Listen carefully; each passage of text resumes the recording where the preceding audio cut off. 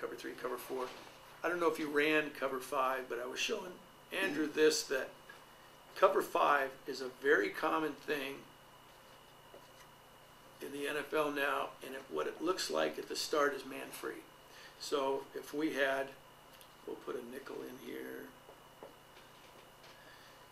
and if you heard cover 5, you're playing the Saints, and this is Sproles, okay, and it's 3rd and 5 plus.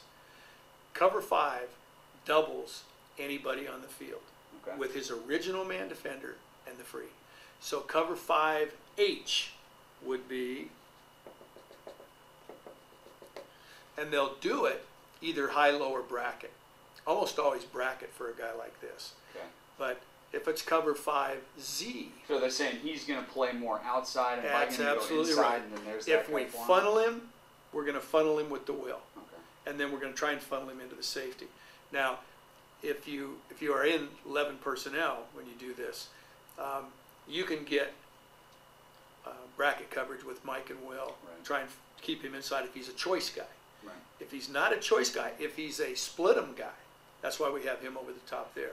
If it's cover 5Z, you'll see him right before the snap, and there's our double. Cover 5Y, there's our double. Cover 5X, and cover 5. I mean, I see this often with, goodness, it was the Texans-Ravens with Ed Reed making that pick. I mean, You don't he was expect him doubling, there.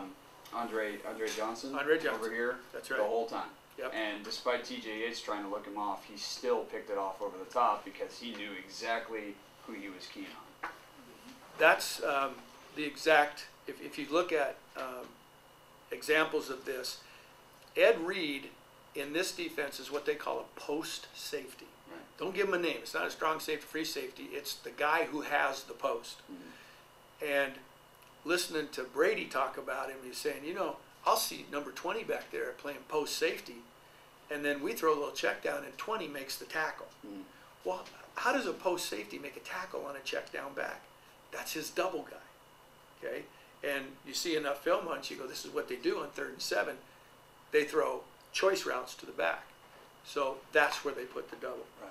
And the double doesn't always have to be the free.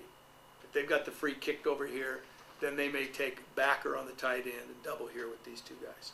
But that's what cover 5 is. And every time I give you one of those coverages, and there's 8 of them, you're going to draw 4 beaters and the protections. Okay. And one of the thoughts has to be, if you saw 0, would you stand to the center? I had the choice to get in That's, I'd say my first thing before I do anything is I'm going to get in the gun. Okay, and I think that's the answer to the question that makes the most sense. I'm going to get in the gun to give myself 2 advantages. Number 1, I'm not retreating after I take the snap. I have the ball. And number 2, my vision on what I'm looking at improves, and it gives me another 0.2 of a second to make up my choice. Okay, here we go. We'll start with number 1. I'm gonna draw this defense. Let me have you look at this, because maybe of everything I ever give you, this is going to be the most important. Okay. The 4 defensive fronts you have to know in the NFL. This is not my invention. This is, well, with Patrick, and I put Carney's number on one of these things. Okay. That's a great resource. Played in the league for 8 years, and being a fullback, he had to know every protection. And we talked about this, but I'm going to say 80% of the teams in the National Football League have some West Coast particles to them, as they, everything that they do, your terminology that you already know. But their blocking schemes are going to be called this, and their fronts are going to be called this. If I said to you, this is a 49 front, does that mean anything to you? Is this standard? This is standard. This This is the Bible now. This is not only the language, but it's the front. Okay, so we'll start with 49. You look at that and tell me what that is just as a base. Balance. Balance 4-3. Head up on the guards. Slight outside shade of the weak tackle. Head up on the tight end. Backers are inside. And if there's one common goal or theme in this thing, it's identify the triangle. Find out where those guys are. So in this 49 front, they're head up. In the 59 front, and this is what we see more often, these are overs and unders. Right. So we're getting a 1 and a 3. And boy, I'll tell you, Patrick, and it's the way they teach it. For each of these defenses I'm going to show you, if you can identify, is it over, under, or head up, you're going to know a little bit about the technique the guy's going to use. Right. This immediately tells me that's a gap cancellation defense. The one to any kind of shade that you see, tight end. If we shade him and the linebacker's inside, I'm going to ask you in a second. I'll give you one of these fronts. I'm going to have you draw. I say I need a strong side run play against this, and that's what you do. So 49 and 59 are based out of the 4-3. Okay. The two most common 34 fronts are the base 34 that you are familiar with, and when I was in college that was called a 5-2. And the difference in the evolution of defense is the 5-2, those were defensive ends. We had a nose guard, 2 tackles, and 2 ends. Now we have a nose tackle, 2 ends, and 4 backers. What's the P for? Plug. Plug backer. And Andrew had heard that before, didn't know what it was. They call him buck. And I said, well, the terminology you're going to have to get used to now is plug backer, because any strong side run play, what does the defense try to do? They try to spill the ball carrier back to the plug backer. If I'm going to pick on one of these two guys, knowing the kind of personnel they put in there, if I want to react and throw behind him, I'm going to pick Mike or Plug. Plug. That's right. Okay. And So they're if we were different to give a people. little, cheap inside fake at some we ran in this All-Star game, the Charlie 10, you just show briefly over here, and then we have, slant shoot on the That's backside. right. You're really putting stress on this guy. That's here. the guy. He must react up to the cheap fake. First move, all linebackers, 1 step. But because that's the plug backer's job, I'd pick on him before I'd pick on Mike. Okay. Okay, so our base 34 front, and then everything we do off the 34, this is the 49ers defense. Vic Fangio, who's in that handout I gave you, when they started the zone blitz, it was Dom Capers, Vic Fangio, and Dick LeBeau. And you'd say, what is the advantage then of the 25 or the 3-4 under front? And remember, which way do we see the 2 tackles go on an under in terms of relation to the tight end? Away from the tight end, and if it's an over front, they go to the tight end. 1 technique and a 3 technique. Where would you rather run against that front? Well, it depends. I mean, if you're running a zone scheme here and you think you can get some movement on these guys, That's the first answer. you What's the have a scheme center doing? that can move. Right. You can probably reach this guy. Yeah. Why? Otherwise- I'll make that even simpler. And that's the answer. First, what's my concept?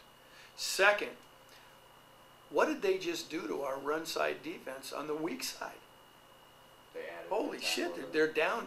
It's some people call it eagling the front, but they now have covered, free, even if we donate it back to that side. So if you looked at this and say, hey, it's 25 under, where do we want to run? I'm going to say, I like pulling a guard or fold blocking here and then using the fullback as a kick out. If it's a too high safety and I only have 7 in the box, I like releasing him and kicking out with the guard and filling with the backer, or down, kick out, lead. In the 25 front, the other thing you have to know is, where is Will in relation to the field? In the 25 front? Yep. He's away. Look where he's away from the field, but look where he is in relation to the sideline. Pretty far Because away. he is. Because if Will is out here, if he's not stacked on the 3, if he's out here, I think he can get under this route. Absolutely. If he's there, I like the hitch. I like the curl. I like the sideline. The other thing I like against this with the tight end on this side is play pass boot. Because what does he do on play pass that way? Remember, here he's P. In this defense, Sam Will, this is really that same guy. So he's the guy they keep spilling the run back to. Right. That's the guy we beat on the drag. Right. Okay? All right, so we have the 49 and 59. Those are the 4-3 fronts. And I'm going to give you hybrids off all of them. I'm going to give you a sheet out of the Walsh book that's going to list they'll call them things like 40 plus, 40 minus, 44 plus, 44 minus. Those are only alignments. Plus being we're going to go to the tight end. What does Right. bossed mean? Boss the backers. Back are offset. And if they're, in this case, we've taken the two backers and bossed them strong. Right. So this is not a bad strong side run defense. Yeah, I mean, with alignments like this, with the shade over here, the bubble, I mean, the pressure is likely to come from this side, you know, sink this safety down and then that end skies out. To Don't keep ever that front. forget that answer. Because when this was presented to me by John Pease, that defensive line coach, he said, you have to understand that in the 34 fronts, 90% of the pressures come from the bubble. And that's inherent with the 3-4 defense. Right. Okay, 40s, 30s, and then it hasn't gone away. The only team that ran it in the Pac-12 this year was SC, because they could, because you take away the blast play. Say, I'm sorry, we're not, you know, you see that front, then we're not running inside against that. So Brown, Lehigh, and Penn. they Brown ran that. especially. Did you formation it? Because that's what I used to do. I'd say, hey, if I get into bunch trips wide, you can't stay in that. At least I can remove some of it. I think I would check any inside play, Yeah. but there's some inherent weaknesses in this too, and that's why not everybody plays it, is who's exposed in the bear? In the bear, Yeah. the second level, if you pop Look through. at the second level. This is not only an 8-man front, this is an 8-man gap cancellation, squeeze the line of scrimmage front. This guy ought to make 100 tackles, and that was Singletary. Now that's not the only kind of bear I'm going to show you, but the other thing is, this might eat you up 2 out of 3 downs, and the 3rd down is a touchdown, because the corners are on an island, Right. and the only way you can really outnumber this, especially if you want to bring 2 off the strong side, if I bring both of those guys, what do I do at the free? I'm bringing the strong and the Sam. Yeah, you got to lock him up. I lock him up. I walk him late. Why is the number 46 right above the strong safety? Doug Plank. That's exactly. See, shit. Whoops, sorry. Okay. Got to sneak. Why? It doesn't matter. Okay, we're Good gonna job. Why did I put that up there? Well, that's where it's got its name, because he was the extra guy out in the box at Alabama, Doug Plank. He would come down, and that's where the bear front got its name, the 46 defense. Okay. Why did Buddy Ryan call it the 46? Was it Bump Phillips? No, It was Buddy Ryan? Buddy Ryan. Okay. Yeah, Buddy Ryan. So you're okay with the name part. Bum Phillips was the numbering system. Oh, okay. The reason that 46 became famous is Buddy Ryan came up with this defense with the Bears, and he never could remember guys' names. And he'd go, hey, 46, get down on the tight end. And there are times in the Bear front where Sam and the strong safety are on each eyeball on the tight end. So number one, you can't release from the line of scrimmage, and you have 2 guys in the power gap. I haven't seen that. I mean, where I've seen the bear front, it's been a choke over the tight end, cover one behind it, and I love it because I know exactly what I'm getting. I mean, Yeah. there's no mystery to it. This is I put this down here on purpose, but this alignment of the Bear front is a 3rd down and 3 or less front. Yeah. And I'm going to have you draw a run play. Right. Okay.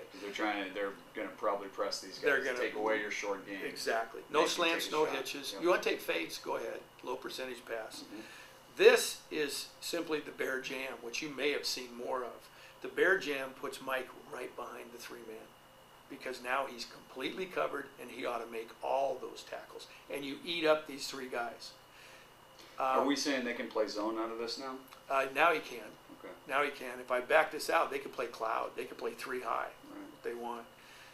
And this is the joker, because that is a defensive back. That's the nickel will.